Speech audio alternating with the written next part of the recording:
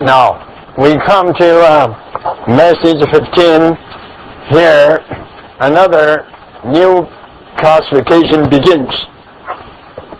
This is on Christ's person in the fulfillment of the types and figures of the Old Testament. Firstly, the fulfillment of the prophecies. Now, the fulfillment of the types and figures.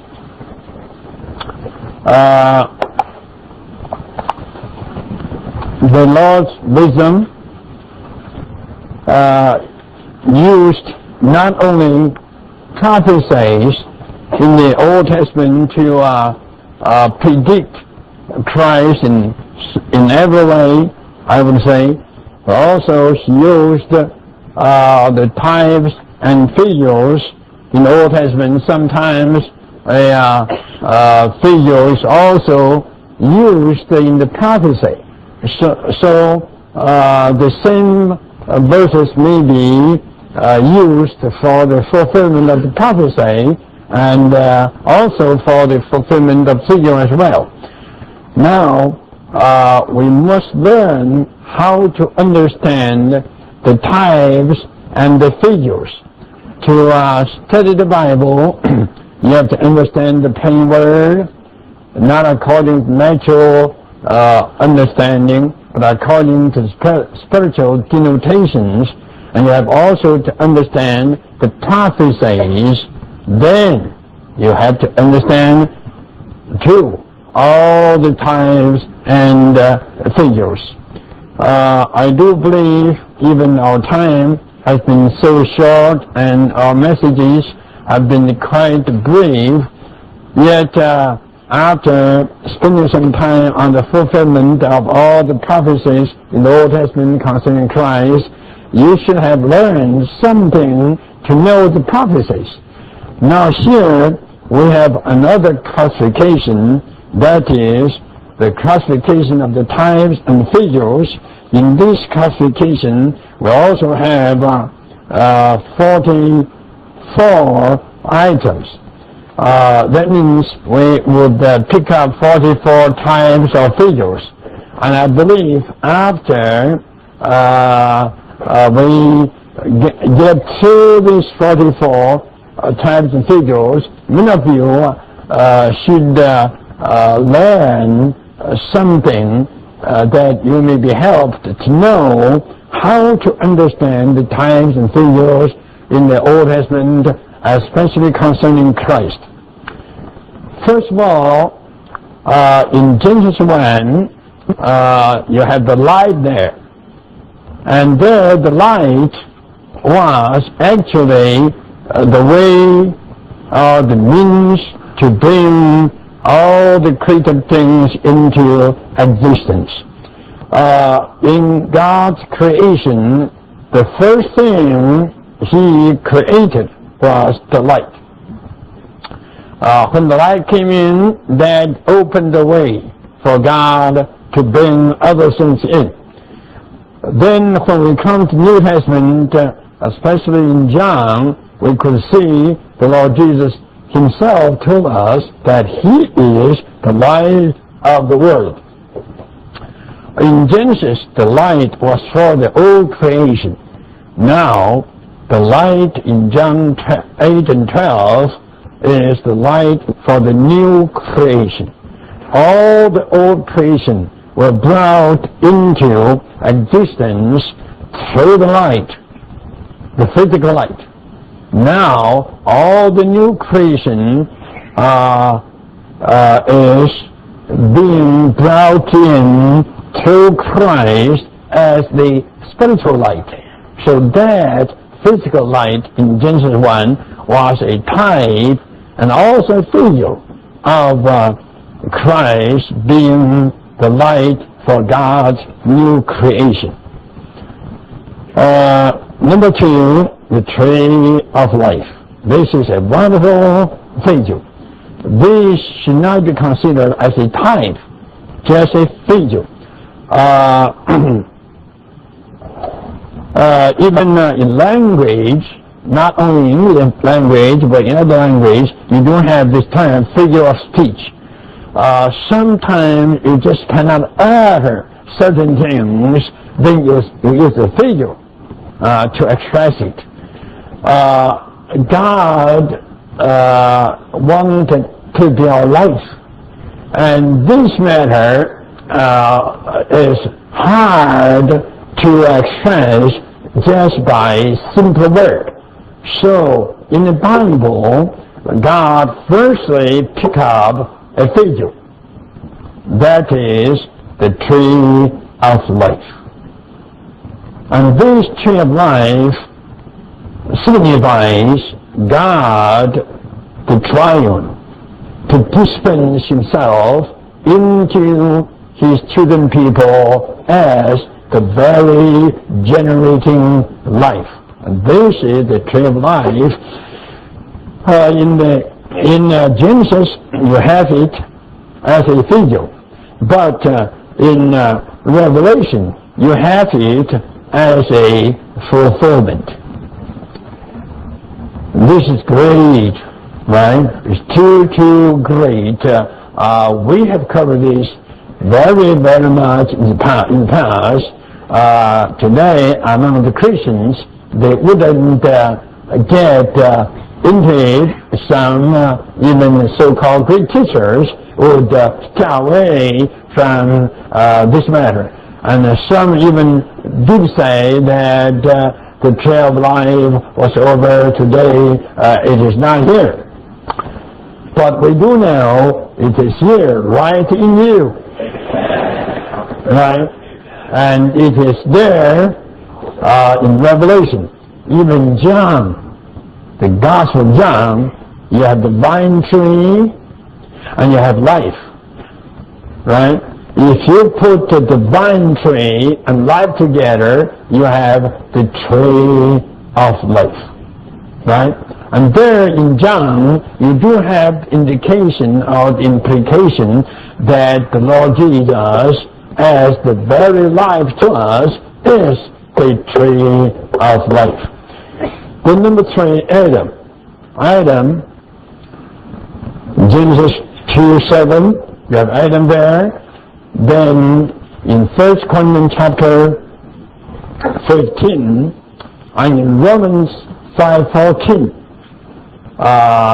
we are told clearly that Adam was a type. Even the word type is used in Romans 5:14, referring to Adam being a type of Christ.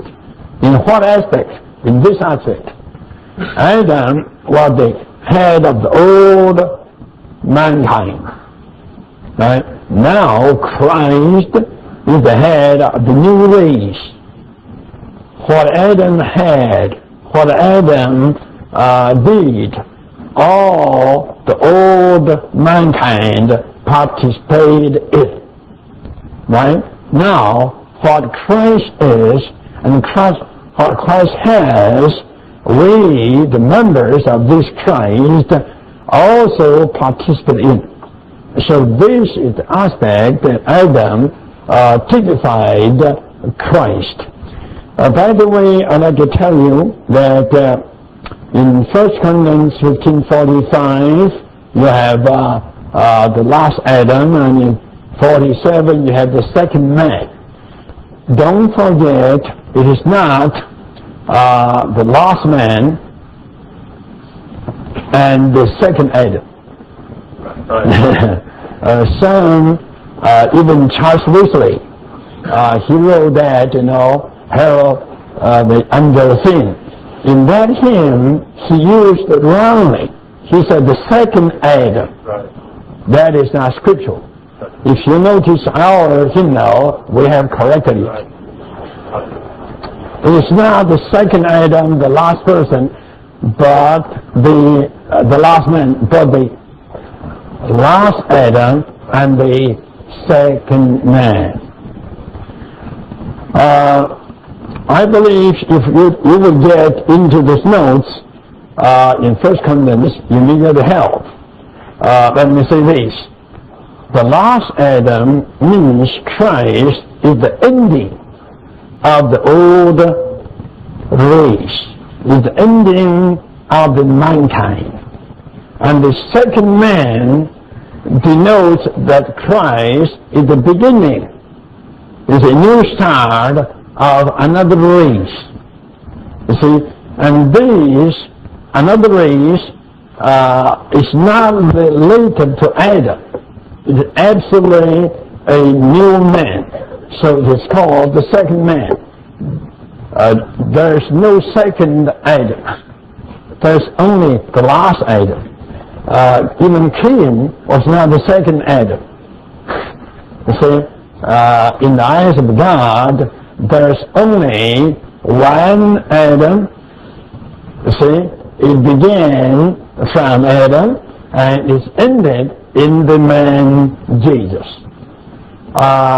The high schoolers, the former group, they wrote me a note asking, to their opinion, I should put last Adam first and then second man in the outline, but I put second man there first and last Adam as last. Well, let me tell you this. You have to know the second man began not from resurrection. The second man began from Christ's incarnation. Right? Then you have to know from the incarnation and resurrection of Christ, these about 3.5 years was a transitory period.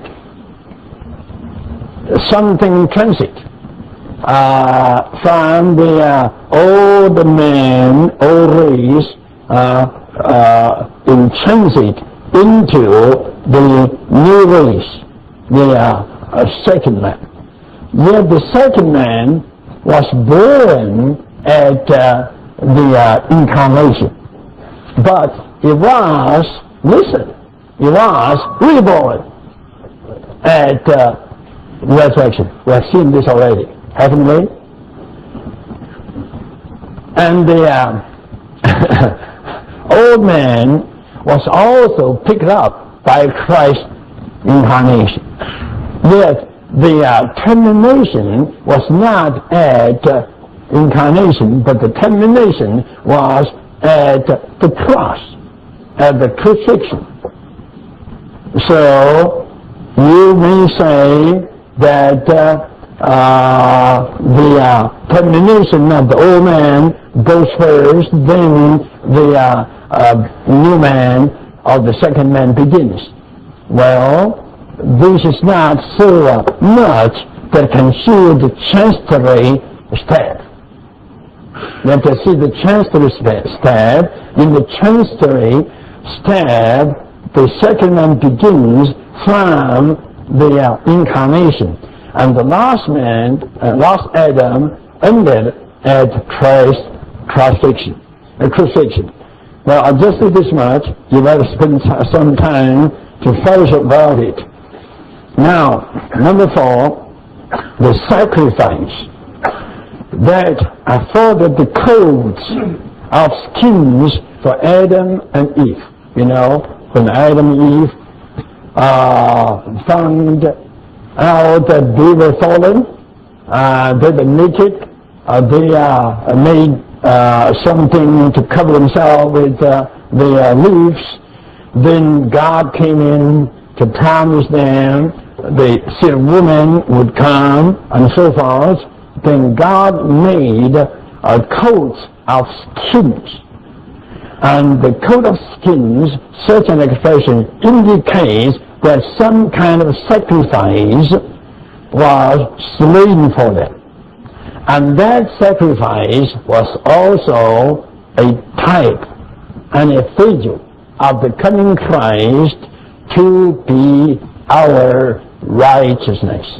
So I give you the fulfillment in Galatians 2:17. We seek after righteousness in Christ. We seek after justification in Christ, and then Galatians 3:27 that we all have put on Christ. To put on means to wear. To wear Christ as our covering, that Christ himself is our righteousness. It doesn't mean that Christ's righteousness is imputed to us as all righteousness. That is wrong concept. That is called the wrong doctrine of imputation. The matter of imputation is wrong, but the matter of union is right, because we are united to Christ, so Christ becomes our righteousness. Number 5, the ark, we also know, right? According to 1 Peter chapter 3, the ark which Noah made and which he and his family entered was quite a type of Christ. That type signifies that the 6 ones surely are one in the Savior. The 8 persons of Noah's family all enter into the ark. They could never be saved outside the ark. They have to enter into the ark, and this indicates we, the believers of Christ, all should enter into Christ, that we might be saved within Christ. Number 6, Melchizedek, he was also a type of Christ. For this matter, you better spend some time on Hebrew chapter 6 verse 20 through chapter 7 verse 3, and you have to get on all those messages, a good number of messages on Melchizedek, typifying Christ. That is a rich, very rich and high type concerning Christ.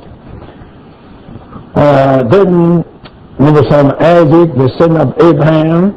You know, Christ is the seed of Abraham, and this is typified by Isaac, the son of Abraham. In the type of Isaac, you can see 2 striking points. Number 1, he inherited all the inheritance of the Father. He didn't do anything to earn it. He just inherited. Then he got a wife, Rebecca, that was a type of the church. So Christ, as the real Isaac, he inherited all what the Father has, and he married the church, the real Rebecca. Now, number 8, the ram provided by God. In Genesis 22, for Abraham, eventually there was a ram prepared and provided by God. And that was a type of Christ, the one who was prepared and provided by God for us. It's quite meaningful. Then, number 9, the ladder in Jacob's dream. We all know this ladder, but not many Christians know that the fulfillment of this figure is in John 1:51. And there the Lord says, you will see the Son of Man with angels upon him, ascending and descending, even in eternity. We know, well, I better say this, if you'd like to know the ladder of Jacob, you better get on a number of messages on Genesis 28. left study messages on Genesis 28, I gave quite a full definition there. Anyhow, this letter is Christ that brings heaven to earth and that joins earth to heaven. This letter is not just the way to heaven, but also it is the gate, and it is also the very spot where people could be joined to heaven, that means to God. And then number 10, Joseph, the father's beloved.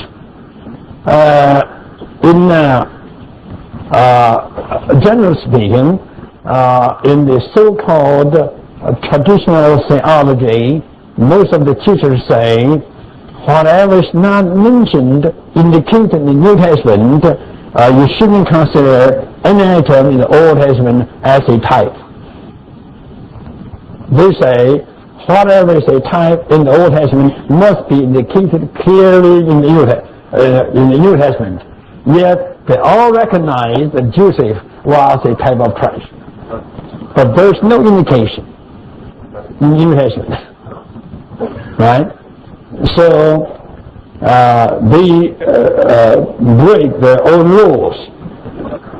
But I don't think that to be bound by that human-made rule. Anyhow, you have many aspects of Joseph typifying Christ. Right? For instance, Christ was put into the midst of two criminals. Joseph was, right? And of the two criminals, one got executed or one got saved. Right? The same with the two of Joseph. Too many things. Not only so, Joseph was a real distributor or a real dispenser of the rich food of Pharaoh. Now, Christ is the real dispenser of the rich food of our God. So Joseph, no doubt, is a type of Christ, being the Father's beloved. Then, number 12, Moses. Sorry. My eyes go too fast, right? The Lamb of Judah, this was used for the fulfillment of prophets already. But, you see, in Genesis 49:9, you have a prophecy. In the prophecy, you have a figure. And the figure is Lamb. Right? Genesis 49:9 is a prophecy. In that prophecy, there is a figure. That is the Lamb. And this was a figure of Christ as the fighting and winning victor.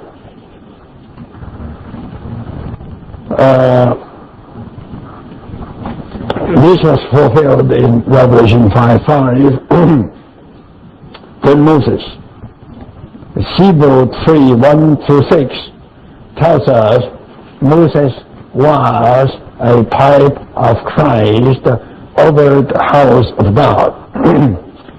In 13, the Passover, including the Passover lamb.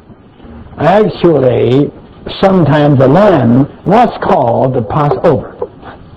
See, like what is mentioned in 1 Corinthians chapter 5, verse 10 and verse 8, the Passover, actually, there it refers to Christ as the Lamb of the Passover. Today, the same thing. Actually, Christ himself is our Passover. He is the Lamb, and he is the Passover. And that was a type. If you'd like to know the Passover and the Lamb of the Passover, surely have to study those messages given on Exodus chapter 12. Then number 14, the unleavened bread. It is also in Exodus 12. Is also fulfilled in 1 Corinthians chapter 5. I mentioned chapter 5:8 for the fulfillment of Passover. That was not so right. It should be for 5:7. Now for the fulfillment of the unleavened bread, it is in 1 Corinthians 5:8. Christ is the unleavened bread. He is the unleavened spiritual and divine food that makes us unleavened. Number 15, the manna. We all know this, and the fulfillment is in John chapter 6. Christ is the heavenly manna.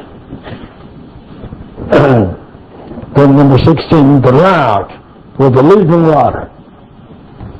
And this was fulfilled by Paul's word. Paul tells us clearly that Christ today is the living rock that follows us, and out of him the living water comes out. So today we have Christ as our manna, that's our food, and we have Christ as our drink, that's the living water coming out of himself as not only cleft rock, but also the solid rock, a living rock that follows us all the time. Then number 17, the tabernacle is a great type. It's all the furniture.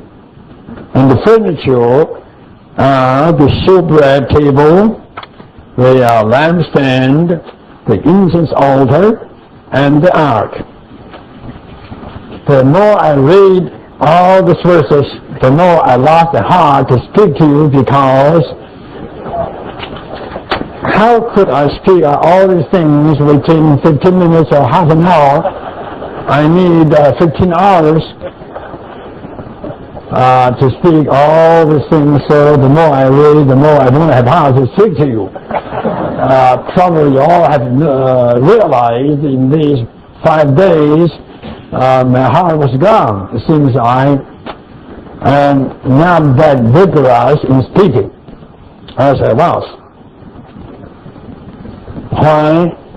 Because to my visualization, it's hard for me to speak on the tabernacle within 15 minutes.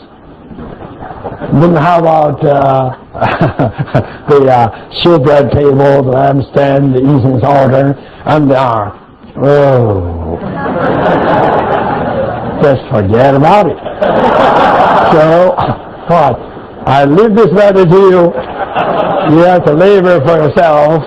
All have been covered more than adequately in those messages given on the life study of Exodus. And the other day you saw the bottom, right, of the life study of Exodus. So you could get a count of that. It is altogether over 180 messages. And these 5 things are adequately covered. The tabernacle itself and all the 4 pieces of furniture within the tabernacle. First is showbread table, then the lampstand, then the incense altar, and then within the Holy of Holies, the ark. I cannot speak. I just cannot speak. You see? So you have to go to those messages. It is very good that I have been laboring that many years. Now you have to labor. Now, number 18, let me get out of that. Testimony. I've been reading the Bible for years and years. I never realized that the law is God's testimony. In the Old Testament, sometimes it doesn't say the law. It just says the testimony. The testimony. This is why the tabernacle was called the tabernacle of testimony. And the ark in the Holy of Holies of the tabernacle was called the Ark of Testimony. Why the ark was called the Ark of Testimony? Because within it was the law. Within it was the 10 Commandments. You see? So the law was a testimony. Testimony of what? Not of what, but of a person. That is the divine, unique person. The law is a testimony of God. You see, it testifies that God is right, is love, is right first, love first, and right second, and that God is holy and righteous. I've covered, right, these 4 things: love, light, holiness, and righteousness. Especially in some of the Chinese-speaking messages I given 2 years ago, I spent much time on these 4 things. The abstract of the law is just these 4 words: love, light, holiness, and righteousness. Our God is love in nature, and our God is light in expression, and He is also holy and righteous. Right? He is holy in His divine nature, and He is righteous in all His divine activities. So, the law is a testimony of such a God of love, light, holiness, and righteousness. Now, in this sense, the law is a type of Christ. In this sense. In what sense? In the sense of testimony. Therefore, I give you the fulfillment in Revelation 1:5 and 3:14. Both verses tell us Christ is the faithful witness. He is the witness bearing a faithful testimony of God. Surely, when Christ was on this earth, walking and living, He testified that God is love, and that God is light, and that God is holy, and God is righteous. So Christ was the real testimony which the law typifies.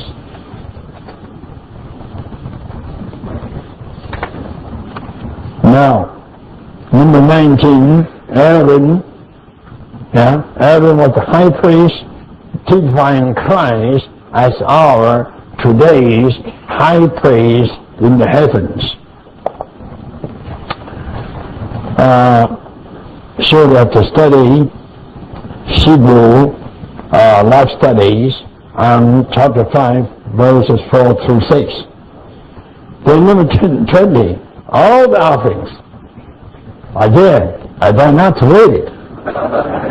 All the offerings, the burnt offering, the meal offering, the peace offering, the sin offering, the trespass offering, the weight offering, the heat offering, and the drink offering. What shall we do? I must be honest to you, to tell the truth, that I have only covered the first offering, the burnt offering, in the life study of Leviticus. We only finished chapter 1. So you have nowhere to go. And I have nothing to refer to you. So you must be patient and wait till another 2 or 4 years. We'll finish Leviticus. Then we'll get all the offerings. Marvelous. Well, I just take the chance to say a little word. The burnt offering, typifying Christ as God's pleasure and satisfaction. Christ is the one, the burnt offering that makes God happy and satisfies God. that is burnt offering, because he did God's will to the uttermost. Whatever God wanted, he did. So he was a real pleasing to God, and also a satisfaction as well. Then the second meal offering refers to Christ as a man. In his human living, he was just like the fine flour mingled with the anointing oil to be God's food, and also the food of all those who fellowship with God and serve God. He is God's food, satisfying God himself and all his certain ones in his humanity. Well, I shouldn't say I live on this. I lived quite much on meal offering 20 years ago when we were in Eldon Hall. In the old stream, you have a lot of messages on the meal offering. I think, haven't we printed? Yeah, we have printed all these messages in a separate volume on meal offering. I don't think when I get on meal offering in the coming days, I will do that much as I did in Eldon Hall. So you better get a copy of that. Christ as the reality of all the offerings. Yeah, Christ as reality of all the offerings. This is the title of that book. Surely that is worthy to read. And that book was very well translated into Chinese language. So the Chinese-speaking saints cover, many of you got a copy already. If not, you better get one. Then the peace offering, that this typifies that Christ is the peacemaker. He eventually becomes the peace between us and God. And he as the peace and the peacemaker surely satisfies God and satisfies God's people. And this peace offering is mainly the very food to feed God and to feed God's certain ones, that all the certain ones of God may enjoy Christ in the presence of God and with God together. Then the sin offering, this typifies that Christ dealt with our sinful nature, or the very sin, that is the personified sin, the source of sin. We have seen these days Christ as the sin offering, dealing with the source of sin, or the sinful nature of our fallen being. And this is clearly revealed in Romans 8, chapter 3. You see, even chapter 8, verse 3, sorry. Even the King James Version rendered the sin offering there for the sin offering. For a sin offering, Christ was sent in the flesh, in the likeness of the sin of, in the likeness of the flesh of sin. Anyhow, you have to remember that first Christ was made sin for us, and secondly, Christ bore our sins. In the sense of being made sin, he was the sin offering. In the sense of him bearing our sins, transgressions, he is the trespass offering. The sin offering deals with our sinful nature. The trespass offering deals with our sinful acts, sinful deeds, that is, our transgressions. Then the wave offering, to wave is to shake. This refers to Christ as the resurrected one.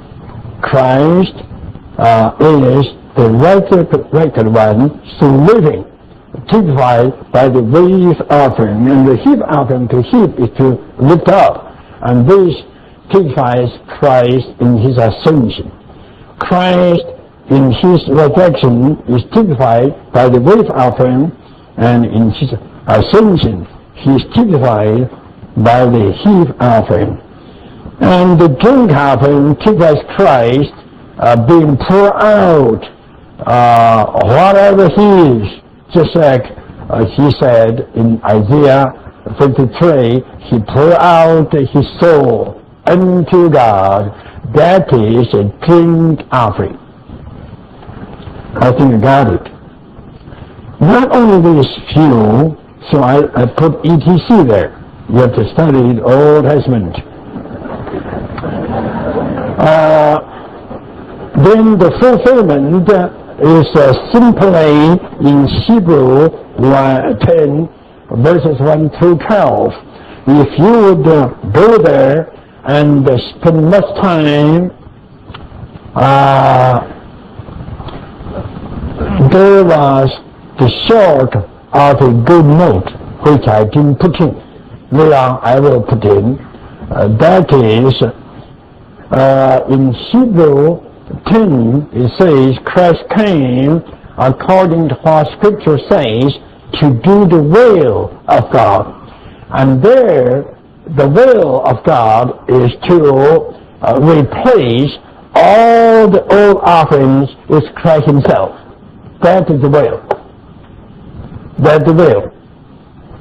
The will that mentioned in Hebrew 10 is to abolish all the old offerings and to establish Christ himself as all the offerings.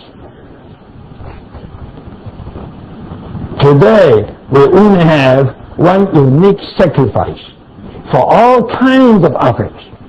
One unique sacrifice for the burnt offering, for the meal offering, for the peace offering, sin offering, trespass offering, wave offering, heap offering, and drink offering. For all kinds of offerings, this same one sacrifice. That is Christ. To replace all the offerings. This is God's will. And Christ did this will. By his death, he presented himself to God as all the offerings to replace all the old offerings. That means to fulfill all the types of the offerings. Then, number 21, the Sabbaths and the feasts. You know, among the Israel in ancient time, according to Leviticus, besides the Sabbath day, there were 7 feasts. And among the 7, 3 are the major ones. Passover, right? Pentecost, and the Feast of Tabernacle. Passover was the beginning, and Pentecost was the time of the first fruit, and then the Feast of Tabernacle was the Feast of the Harvest. It's quite meaningful. Anyhow, all these, the Sabbaths and the feasts, Paul tells us in Colossians 2, are just shadows. Shadows, somewhat like types and figures. But the body or the reality of the Sabbath and all the feasts is Christ. So Paul tells clearly that Sabbaths and all the feasts are types, figures of Christ being our rest, being our enjoyment at the feast. Then the last one, the brass serpent. We know this, right? In John 3:14, the Lord Jesus told us clearly that he will be uplifted on the pole, that means on the cross, like the brass serpent. the sequence of the arrangement of this section is not according to any particular significance, just according to New Testament sequence. You see, thus far we have covered numbers. Then we will continue to cover numbers in the next message, and from there we'll go on to Deuteronomy, then Joshua, then 1 Samuel, then Kings, and so forth. These are all arranged according to sequence of the Old Testament books.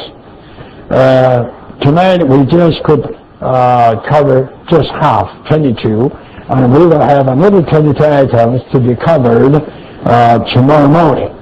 Now I give this meeting to the window section there. Right? F section. You need a lot of persons to stand up to speak about some of the things you have heard tonight.